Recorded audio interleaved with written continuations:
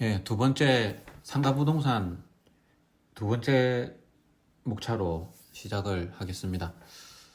두 번째는 상가부동산, 부동산 시장과 거래 흐름 파악인데 어차피 우리는 이 상가에 대한 이야기를 하고 있으니까 상가 쪽에 대한 이야기만 국한돼서 얘기를 해보겠습니다.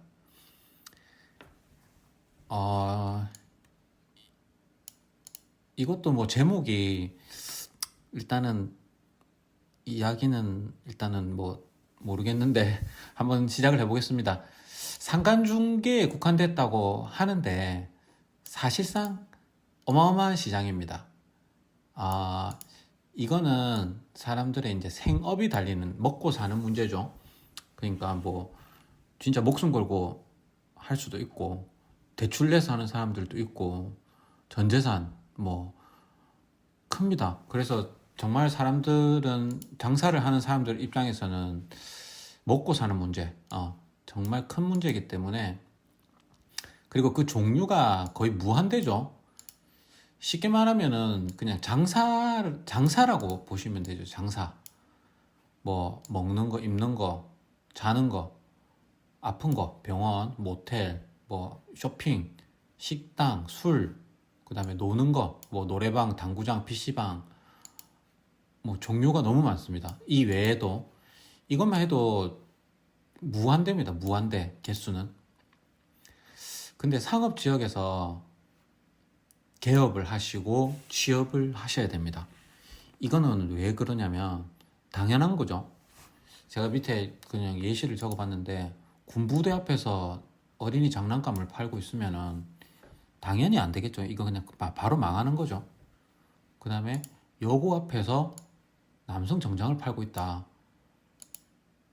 그냥 말이 안 되는 거 아닙니까, 이게?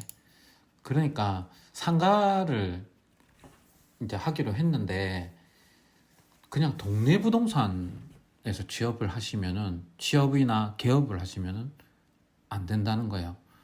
동네에서는 그 동네에 맞는 걸 하셔야 되고 상업 지역으로 나오셔야 됩니다. 우리가 뭐 보통 시내라고 말하는 상업 지역, 밀집 상업 지역으로 무조건 나가셔야 돼요.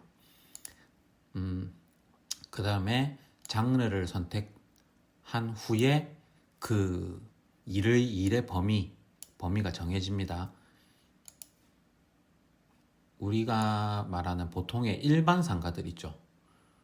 그냥 뭐 식당, 흔한 겁니다. 식당, 술집, 옷가게, 뭐 폰가게, 노래방, 술집, 당구장, 뭐 이런 거 그냥 일반이라고 보시면 되는데 이런 거는 그냥 뭐 무슨 그 동 하나 정도 아니면 동이 뭐 겹친다면은 뭐 두 개, 세 개 정도 딱 그 안에서 움직이셔야지 욕심내 가지고 뭐 차로 30분 거리 막 이런 것 매물이 잡힐 수가 있거든요. 우리가 블로그를 하고 뭐 카페를 하고 이런 식으로 홍보를 하실 텐데 이렇게 하시다 보면은 저 블로그가 잘 되는 것 같고 뭐 이러면은 좀 멀리서도 오는 경우들이 있어요. 그러니까 예를 들면은 이제 부산 서면을 예로 들면 부산 서면에 진짜 엄청난 상가들이 많은데 거기서 좀 잘하다 보면은 저쪽에 부산대 같은 데서도 막 오고 노포동 이런 데서도 잡혀오거든요. 엄청 먼 거리입니다. 근데 우리가 거기는 멀어서 안 합니다 이렇게 할 수는 없어요. 근데 물건은 다 받아야 되는데 이거를 잘못 잡으면은 그냥 사실은 처음부터 포기하시는 게 맞아요. 그냥 사람만 지치고 잘 안 됩니다. 그러니까 물건을 내놓는 사장님 입장에서는 전화 한 통이면 매물을 내놓는 건데 우리는 거기 가서 봐야 되고 손님 데리고 가야 되고 그게 근데 될지 안 될지 확률이 적은데 좀 힘을 쏟다 보면 지치는 거죠. 그래서 요런 상가는 범위를 딱 자기가 정해야 돼요. 그냥 동 하나면 충분합니다. 많으면 두 개. 특수 상권이니까. 그리고 특수 업종 있죠. 병원, 헬스장, 약국, 모텔, 주차장, 목욕탕 이런 거를 만약에 선택을 내가 이걸 전문적으로 하고 싶다 하시는 분들은 시를 통째로 잡아야 됩니다. 시. 왜냐하면 당연하죠. 헬스장이 몇 개나 있겠습니까? 한 개 동네에, 동네 하나에. 약국이 몇 개나 있겠어요. 약국이 뭐 우리 동네 약국 많은데 할 수도 있는데 그 약국들이 쉽게 매물이 나오지가 않죠. 보통 들어가면 계속 하니까. 모텔도 마찬가지고요. 그러니까 이런 것들은 거의 그냥 시 하나 다 잡고 하셔야 돼요. 가면은 그만큼 매물이 이렇게 집중해서 있지 않다는 이야기죠. 그러니까 뭐 주차장도 그렇고요, 목욕탕도 그렇고 통째로 잡아야 돼요. 이동 거리도 높고 대신에 이제 우리가 중개수 수수료 같은 게 그거를 커버해 줍니다. 그래서 근데 처음부터 나는 식당 옷가게만 할 거야. 나는 그냥 굵직굵직하게 이렇게 큰 거 막 하겠다. 이렇게 하시지 마시고 시작은 이렇게 좁은 범위로 하시는 거를 추천드려요. 하다 보면은 전문이 생깁니다. 처음부터 이렇게 선을 긋고 시작하지 말라는 거예요. 근데 좁은 범위로 하자. 이게 사람이 움직여서 해야 되는 게 있다 보니까 그렇습니다. 그래서 큰 돈 바라다가 굶어 죽는다. 이게 상가 쪽은 이래요. 상가 쪽은 보면은 되게 막 권리금 2천만 원에 뭐 월세 70만 원 이런 거 되게 무시하는 경향이 있어요. 그러니까 중개인들부터 무시하고 물건을 내놓는 손님조차도 조금 부끄러워하면서 물건을 내놔요. 아, 가게가 작은데 저희는 막 이러거든요. 그러니까 그런 것, 근데 그거 되게 무시하는 사람들 많거든요. 근데 이거 무시하시면 안 돼요. 진짜 굶어 죽습니다. 그 다음에 허파에 바람 들면 굶어 죽습니다. 이게 무슨 말이냐면 상가 하시는 분들, 상가맨이라고 보통 막 이렇게 많이 하는데 조금 허세가 있습니다. 왜냐면 만약에 뭐 모텔 같은 거 하나 뭐 인수 이렇게 통매매가 나오는 경우들도 있거든요. 그런 거 20억 막 이런 거 20억짜리도 있고 그 다음에 뭐 예를 들어서 진짜 장사 잘 되는 국밥집 이런 게 하나 나왔는데 권리금이 3억이야. 그러면 권리금 요거는 권리금 같은 경우는 뭐 수수료가 딱 정해져 있는 게 아니기 때문에 일단 부산의 상가 쪽에서는 보통 그걸 10%로 계산을 합니다. 다른 시에서는 다른 지역에서는 어떻게 하는지 모르겠는데 보통 10%로 잡아요. 그러면은 뭐 3억짜리 국밥이 나왔다 이러면 그거 중개하면은 3천만 원이잖아요. 그러면은 막 이런 얘기 하는 사람들도 있어요. 제 주변에도 야 그런 거 하나만 해도 야 1년 연봉이다 이렇게 하는데 3천만 원이면은 뭐 합니까? 그거를 계약을 해내야지 버는 거지. 아니면 그냥 0이에요, 0. 그러니까 그런 큰 돈들 보다 보면은 이런 자잘한 이런 식당, 옷가게 이런 거 되게 무시하는 경향들이 있어요. 그러니까 이런 거 무시하고 그냥 굵직굵직한 것만 나는 한다 이렇게 하다 보면은 굶어 죽는 게 많죠. 다 굶어 죽습니다. 그리고 좀 약간 그런 큰 손님들을 많이 만나다 보니까 조금 하고 다니는 걸 잘 하고 다니거든요. 그리고 우리가 직업 특성상 좀 문전박대 당하는 경우들이 많기 때문에 상가맨들은 좀 그런 게 있어요. 그래서 좀 옷을 좀 갖춰 입고 다니려고, 저 같은 경우는 될 수 있으면 정장을 입고 다니려고 하거든요. 그러니까 조금 대우가 좀 그런 게 있어요. 너무 후줄근하게 막 여름에 반바지 입고 막 그냥 티셔츠 입고 다니고 이러면 좀 약간 사람을 하대하는 게 좀 있어서 조금 잘 입고 다니면 좋은데 또 명품으로 막 머리에서 발끝까지 막 이렇게 하고 다니는 사람도 있어요. 근데 보기는 삐까뻔쩍한데 알고 보면은 막 한 달에 200만 원도 못 버는 이런 사람들이 되게 많아요. 그러니까 처음부터 이렇게 하시지 마시고 그냥 단정하게 다니시면 돼요. 그리고 마찬가지 같은 말입니다. 그 잘 나간 척 하다가 굶어 죽어요. 잘 나간 척, 뭐 나 이거 지금 주변 막 통화하는 거 옆에서 사람들 듣고 있으면 막 20억, 10억 뭐 이런 얘기 하다 보니까 그 뭔데 막 이러면 아 뭐 저 지금 되고 있는 게 있는데 막 이러면서 좀 잘 나가는 척, 허세 이런 게 상가맨들한테 되게 많습니다. 근데 밥값이 없어가지고 뭐 김밥 사 먹고 뭐 이런 사람들 되게 많아요. 이런 거 그냥 시작부터 안 하시는 게 맞습니다. 그리고 요 아까 했던 말이죠. 소소한 거 무시하면 안 된다. 이게 상가맨들이 이렇게 착각에 빠지는 게 있는데, 이 원룸 거래를 예를 들어 볼게요. 원룸 거래를 보통 뭐 500에 30만 원짜리 이런 거 많죠. 공동중개 보통 많이 하거든요. 공동중개를 하는데 원룸 거래 하나 하게 되면은 20만 원 나옵니다. 20만 원, 30만 원 나올 때도 있고요. 그러면 그게 작습니까? 절대 안 작거든요. 근데 위에서 막 그랬잖아요. 권리금 수수료만 3천만 원이고, 뭐 상가 큰 거 막 이런 거 하면은 200, 300, 400 이런 거 보니까 이런 거 원룸 이런 거 막 소소하다고 막 무시하는데 절대 그렇지가 않아요. 이 사람들은 20만 원, 30만 원 벌지만 계약이 일주일에 뭐 10개도 하고 많이 한 사람 20개도 하고 그렇게 해요. 근데 이렇게 막 굵직굵직한 거 이런 거 병원 헬스장 모텔 막 목욕탕 이런 거 하면은 엄청 돈이 크죠. 근데 이거 1년에 몇 개나 계약을 할 것 같아요. 그러니까 이것만 노리고 있다가는 굶어 죽는 거예요. 그리고 원룸 하시는 분들조차도 상가 하시는 분들 아 대단하다. 저희는 그런 거 엄두도 못 내는데 막 이렇게 좀 약간 환상이 있어요. 거기서 또 일부러 없는 척 할 필요는 없는데 그냥 허세 잡고 막 이럴 필요는 없다는 거예요. 자, 이게 상가맨들이 흔한 겁니다. 3천에 월 100만 원 이런 상가들 많죠.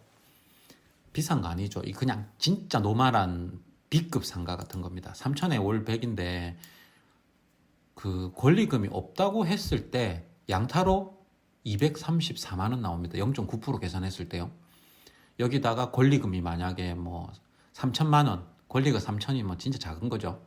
그러면 3천만 원도 보통 10%니까 300만 원 받을 수 있다는 거예요. 저쪽에서 한쪽에서만 받거든요. 가면 500만 원짜리 거래잖아요.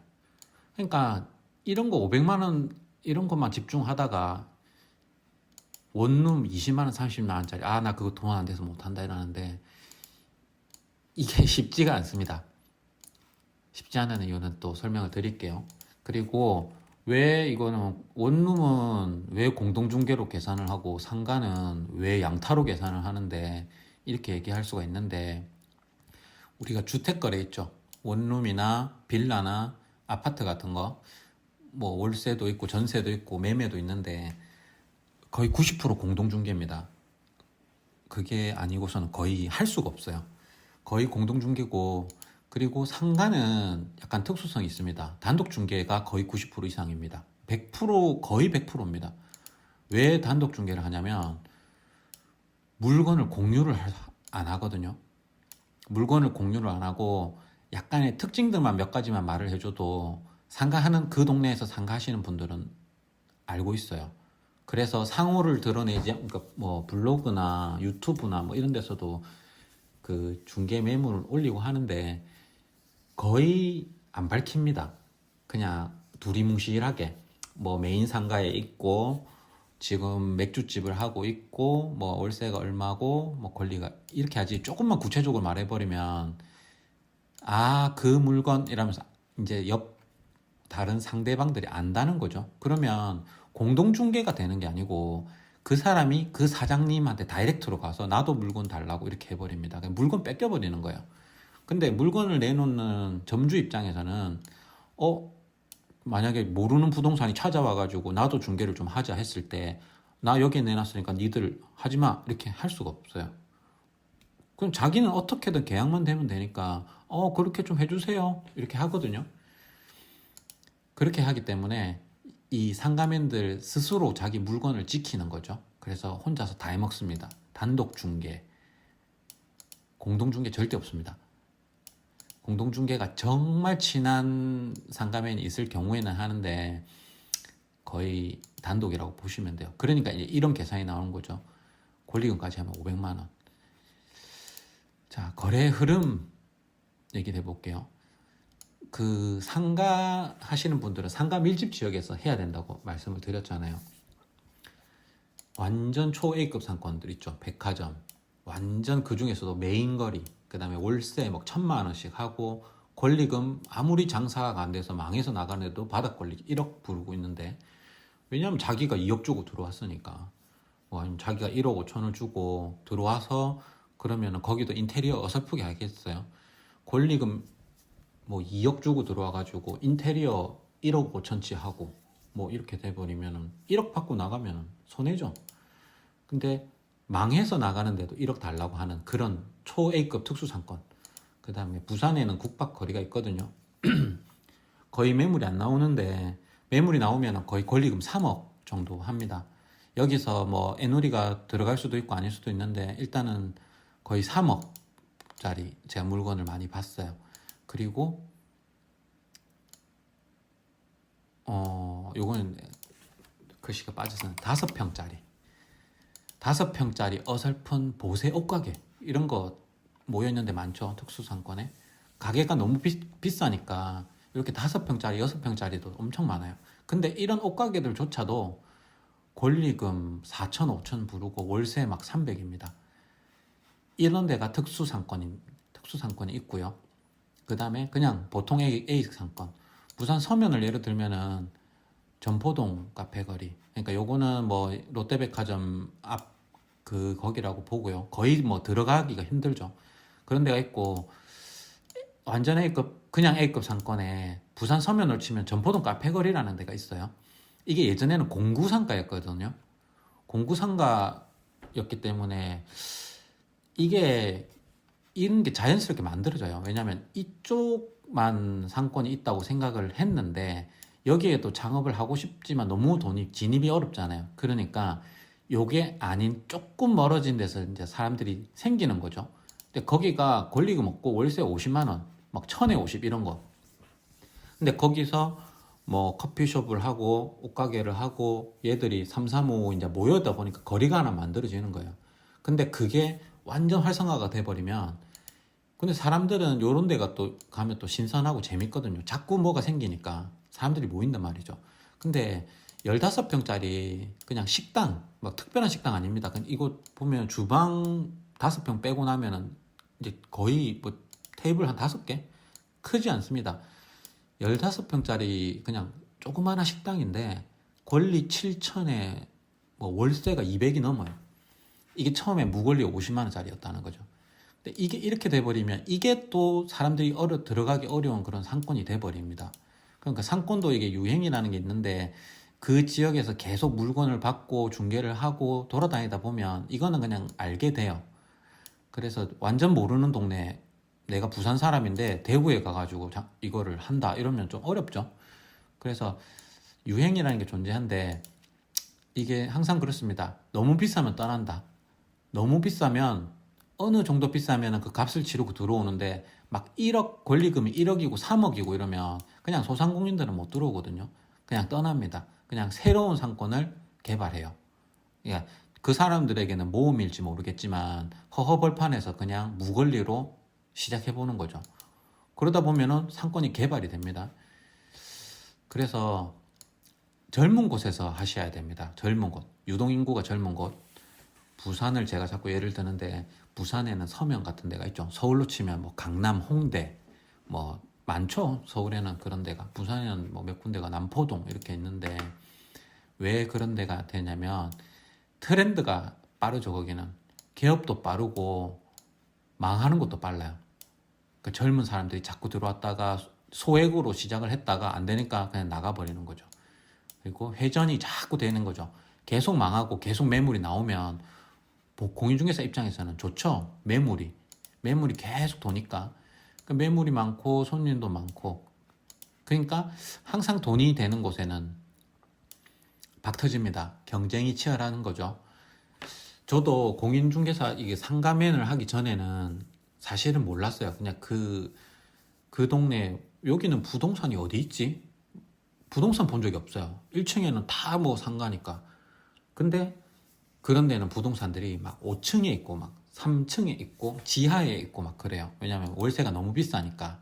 그리고 손님들은 통화만 되면 나와서 뭐 카페 같은 데서 안내를 할 수도 있고요. 계약할 때 계약도 카페에서 할 수도 있고 뭐 부동산으로 가서 하는 경우도 있는데 아무튼 어마어마합니다. 여기는 공인중개사 자격증 있는 사람 말고도 자격증 없는 그 중개보조원들, 중개 보조원들이 셀 수도 없이 많이 있어요. 그래서 아까 위에 보면은 뭐 명품 입고 다니고 막 하는데 한 달에 한 건도 못 하는 공인중개사, 공인중개사 중개 보조가 허다합니다. 한 건도 못 하는 사람 진짜 많아요. 그래서 계약을 못 하면은 자기가 이제 금전적으로 힘든 것도 있는데 옆에 같이 일하고 있는 그 사람들한테 좀 부끄럽거든요. 그래가지고 그만두는 경우가 많아요. 쪽팔려가지고. 그러니까 이직이 엄청 많죠. 자기가 부끄러워서 나가는 경우가 많습니다. 잘리는 게 아니에요. 그리고 정말 힘들어가지고 내가 막 2달 동안 굶었는데 어쩌다가 계약을 하나 하게 된 거야. 근데 권리금이 좀 있고 뭐 이러면 여기서 이제 눈탱이를 치는 사람들이 있습니다. 너무 힘들어가지고. 근데 이게 악순환인 거죠. 이 눈탱이를 치면서 그 한 건은 만들어낼 수도 있겠지만 결국에는 이게 자기한테는 안 좋게 돌아와요. 그쪽에서 일을 오래 못 한다든지 금방 그만둡니다. 이런 사람들은. 그리고 아까 동네 상권에서 상가하면 안 된다고 말씀드린 게 동네 그냥 우리 집 앞에 생각해 봅시다. 철물점 하나 있어요. 저 집 우리 동네 내가 이사 오기 전부터 있었는데 지금도 있어. 20년째 하고 있어요. 뭐 그 집 아들이 하고 있고 그 다음에 국밥집이 하나 있는데 계속 하고 있어. 아들하고 엄마하고. 무슨 학원이 있어요. 내가 고등학교 다닐 때 다닌 학원인데 내가 군대 갔다 왔는데도 아직도 있고 내가 취직했는데도 그 학원이 있어요. 이런 식이에요. 동네 상권들은 자리가 잡히면 그냥 거기서 계속 해먹는 거예요. 그러니까 근데 여기서 내가 상가 부동산을 하겠다 이러면은 굶어 죽는 거죠. 근데 이런 물건들은 누가 소화를 하냐면 그냥 동네에 아파트나 주택 거래하시는 부동산들 있죠. 그 사람들은 그냥 아파트 주택을 메인으로 하는데 어쩌다 한 번씩 있는 물건들이 들어오죠. 그 동네에서 완전히 토박이가 돼버렸으니까. 그러면은 그냥 해보는 거죠. 되든 안 되든. 그러니까 우리 같이 상가에 목숨 거는 사람들은 이런 동네 상권에서 하다가는 죽는다. 이 말씀을 또 드리는 겁니다. 이렇게 오래 하니까 공인중개사 먹을 게 없다. 상가맨들은 이런 데 들어가면 안 되고 이런 물건들은 그냥 동네 부동산 그냥 준다고 생각을 하시면 됩니다. 어차피 몇 건 없어요. 자, 내용을 요약을 하면은 범위는 좁혀야 돼요. 범위는 처음 시작하시는 분을 기준으로 말씀을 드리는 겁니다. 범위는 좁혀야 되고요. 이거를 넓히다가 이거 그냥 나는 그냥 안 가립니다. 다 합니다. 시간만 쓰고 힘만 쓰고 돈 하나도 못 벌고 그냥 지쳐버려요. 지쳐서 한 달 하고 2달 하고 그냥 포기해버리는 경우가 많습니다. 범위는 좁히셔야 되고요. 그 다음에 물건은 가리지 마라. 허세 쩔어가지고 비싼 것만 따지고 다니고 작은 거는 막 무시하고 이러다가 그냥 골로 갑니다. 그리고 같은 말입니다. 욕심내지 마라. 그 다음에 처음부터 한 방 노리다가 한 방에 간다. 이게 제가 계속 하는 말인데 상가맨들 자기 하는 만큼 벌거든요. 무슨 기본급이 나오지도 않고요. 그 다음에 수익 구조가 출근은 하는데 월급은 안 줍니다. 그래가지고 계약 한 건 하면 그 수수료를 받아가지고 사무실하고 이렇게 나누는 방식이고요. 개업을 하셨다고 하면 뭐 그런 식으로 직원을 밑에 둘 수도 있는데 개업한 사람들하고 요 취직해서 하는 사람들하고는 차원이 다릅니다. 그래서 큰 것만 하다가 진짜 한 2달 하다가 쪽팔려서 옮기고 그러다가 그냥 에이씨 취직이 날란다 이렇게 되는 경우가 많아요. 그래서 한 방 노리지 마라. 절대. 하다 보면 큰 거는 그냥 보너스라고 생각하시고 그냥 기분 좋게 하시면 되고 큰 거만 노리시면 안 돼요. 큰 거는 그냥 자연스럽게 들어옵니다. 하다 보면은. 그래서 긴 호흡으로 접근을 하셔야 됩니다. 내가 여기서 뭐 올해 내가 취직한 지가 3달 됐는데 내가 진짜 이번에 3천만 원짜리 하나 한다. 막 이런 식으로 생각하시면 못합니다. 지쳐서 못하고요. 천천히 하시면 자연스럽게 다 다가와요. 그리고 이거는 여기 완전 중요한 얘기는 아닌데 제가 생각이 나서 말씀을 드리는 건데 건물주가 있죠. 건물주가 있는데 이거 조금 못된 건물주 경우입니다. 그러니까 밑에 1층 같은 경우는 권리금이 이제 비싸잖아요. 메인 상가 A급 같은 경우에. 근데 그 건물주가 이게 좀 자기도 이 동네에서 계속 하다 보니까 아는 거야. 자기 1층에 자기는 월세 얼마 받고 있는데 1층에서 하는 애들이 뭐 권리금 1억을 주고 들어왔다더라. 그 다음에 나갈 때 뭐 1억 2천을 받았다더라. 뭐 이런 경우 많거든요. 근데 그 얘기를 자꾸 듣다 보면 이 건물주가 그 권리금에 대해서 욕심을 내는 경우가 있어요. 그래가지고 어떻게 하냐면 계약 기간 끝났으니까 나가라고 하는 경우가 있어요. 그러니까 우리 아들이 이번에 뭐 개업을 해야 되는데 너 이제 중간에 나가라고 할 수는 없으니까 계약 기간 끝났으니까 이번에 좀 나가라 뭐 이렇게 하는 경우가 있어요. 그 건물주가 이렇게 계약 기간 종료하고 나가는데 뭐 권리금을 달라고 할 수도 없고. 근데 이거는 건물주가 사실 내보내겠다고 마음을 먹으면 이게 못 버티거든요. 그래가지고 건물주가 뭐 해가지고 내보내는 거야. 무권리로 내보내는데 권리금이라는 건 사실 건물주가 인정해주는 금액이 아니거든요. 그냥 니들끼리 주고 받는 거는 나 신경 안 쓴다. 너가 알아서 해라. 나는 그냥 월세만 받으면 된다. 이게 건물주거든요. 근데 건물주가 이 권리금에 간섭을 하는 거예요. 그래가지고 자기 1층에 자기 누가 할 거니까 너 계약기간 끝나고 나가라. 이렇게 해가지고 내보내고 나서 그 다음에 공인중개사한테 여기 공실이죠. 공실인데 여기가 1억 해도 이제 들어오는 데잖아. 그럼 깎아줘도 8천만 원. 월세 받는 것보다 훨씬 좋죠. 이게 뭐 매년 할 수 있는 건 아니지만 주기적으로 이렇게 하는 건물주가 있어요. 그래가지고 이 작업을 권리금 이런 거를 또 혼자서 하기는 힘들어요. 건물주가. 그래서 자기하고 손발이 맞는 공인중개사하고 권리금을 이렇게 만들어가지고 먹는 게 있어요. 근데 이 권리금 다 자기 혼자 먹는 게 아니죠. 일을 시켰기 때문에 공인중개사한테도 주거든요. 근데 이거 좀 나쁜 건데 이거를 참 안 할 수가 없어요. 이게. 근데 적당히 해라. 왜 그러냐면 이게 건물주하고 이제 등을 져야 되는 거죠. 내가 이건 난 그런 거 나 관여 안 한다. 이러면 그 사람 난 일랑 안 하고 다른 사람이랑 할 거다. 이렇게 할 수가 있잖아요. 그래가지고 사실 나눠 먹기 하거든요. 몇 천만 원짜리가 될 수가 있어요. 그래가지고 요거 그냥 적당히 이건 어쩔 수가 없어요. 그래서 이걸 좀 강하게 너무 크게 하면 사기꾼이 되고요. 그 다음에 적당히 주인하고 건물주하고 좋은 관계를 유지해야 되니까 그러면 일 잘하는 중개사가 되고, 그 다음에 안 하면은 조금 힘듭니다. 그러니까 요런 경우는 또 이렇게 처음부터 막 입으로 막 한번 합시다, 이번에 제가 한번 잘해볼게요 이렇게 하는 게 아니고, 건물주하고 조금 친분이 생기다 보면 건물주가 뭐 커피 한잔 할까 이렇게 해갖고 만나는 경우들이 있어요. 요거는 일하다가 또 이렇게 자연스럽게 이렇게 생기는 부분인데, 이런 거는 또 융통성 있게, 그 다음에 건물주한테도 조금 설득을 하는 거죠. 이거 너무 심합니다. 아니면 금액을 좀 낮추든지. 근데 너무 적극적으로 개입할 수도 없고요. 그러니까 적당히 하시면 된다. 요거는 뭐 쓸데없는 이야기인데 제가 조금 더 붙여봤고요.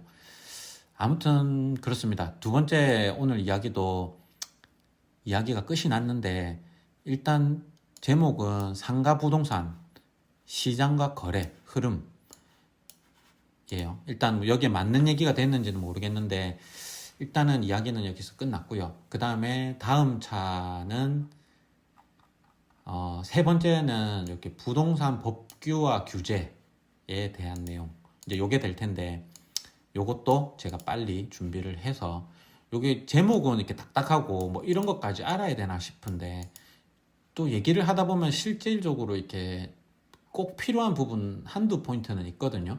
그래서 그런 거 위주로만 이렇게 실전에서 나오는 것들만 사례로 해가지고 제가 정리를 해서 좀 빨리 만들어서 올리겠습니다. 그래가지고 오늘 두 번째 시간은 끝났고, 이게 뭐 큰 도움이 되실런지는 모르겠는데 일단은 시청해 주셔서 감사합니다. 일단 여기서 마무리하겠습니다.